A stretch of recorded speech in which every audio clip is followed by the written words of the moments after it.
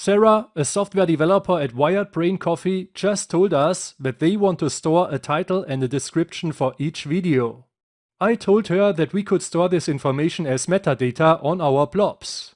But as Sarah and you know nothing about that metadata, we have now a meeting and I want to demonstrate you how to set metadata on containers and blobs in the Azure portal. So let's open up the Azure portal. Here I've opened the blade of the Wired Brain Coffee storage account in the Azure portal. Let's scroll down in the navigation and let's click on Blobs. Let's select the Coffee Videos container where we store our videos.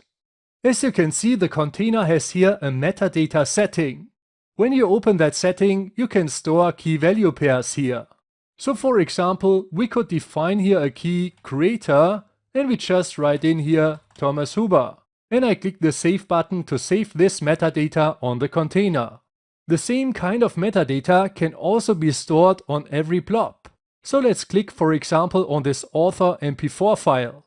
When you scroll down, you can see here at the bottom metadata, and here you can define key value pairs. These key value pairs are strings. The total size of all pairs on a blob can be up to 8 kilobytes in size. That's enough to store a title and a description. So let's add here the key title and let's write as a value authoring with coffee. I scroll down and I add another key that I call description. Let's just click into the empty area and you can see here a warning: the value should not be empty. This means you can't store empty strings as a value. So let's add here a value. Let's write creating pluralsight videos with coffee.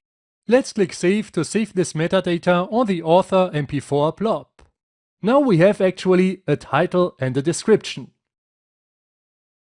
So that means that you, Sarah, you can extend the Coffee Video Admin application so that we have a title and a description that we can store as metadata.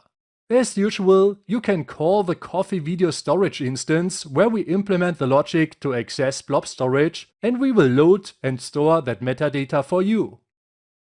Now imagine Sarah has left the meeting room to start coding on the UWP application, and we get that updated UWP application in the next clip. And our first task will be to fetch this metadata from our blobs.